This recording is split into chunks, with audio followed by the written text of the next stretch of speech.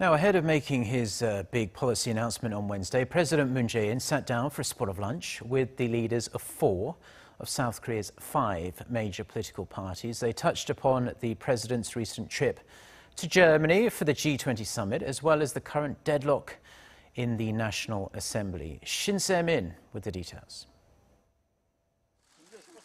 President Moon had a lunch meeting with the leaders of the major political parties, marking the first such gathering at the top office since his inauguration in May.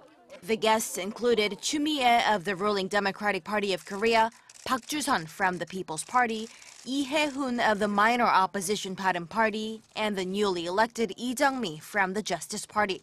But the leader of the major opposition Liberty Korea Party, Joon-pyo, was conspicuous by his absence, having already rejected the top office's invitation and choosing instead to visit the recently flood-struck areas in central Korea.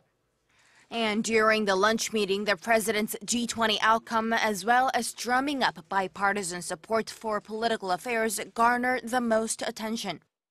오늘 이제 목적은 한미 정상회담 또 G20 회담의 순방 성과를 설명하는 건데 두 순방은 다들 성원해 주신 덕분에 저는 비교적 잘 됐다고 생각합니다. 대체로 내용들이 알려졌기 때문에 따로 설명드리는 것보다 혹시 나중에 궁금한 점이 있으면 더 추가로 설명을 해드리면 될 것 같고요.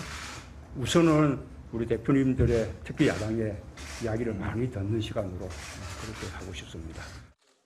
Stressing the importance of the opposition's cooperation to handle state affairs, President Moon asked the parties to spare no efforts in seeing eye to eye over parliamentary affairs. Opposition party leaders too asked the president to pay close attention to the needs of the Korean people. Lawmakers are yet to reach an agreement over the key bills and long-debated proposals, including the parliamentary passage of the government's extra budget bill and the government reorganization bill, after failing to put them up for a full floor vote on the last day of the parliament's plenary session on Tuesday. Shin Se-min, Arirang News.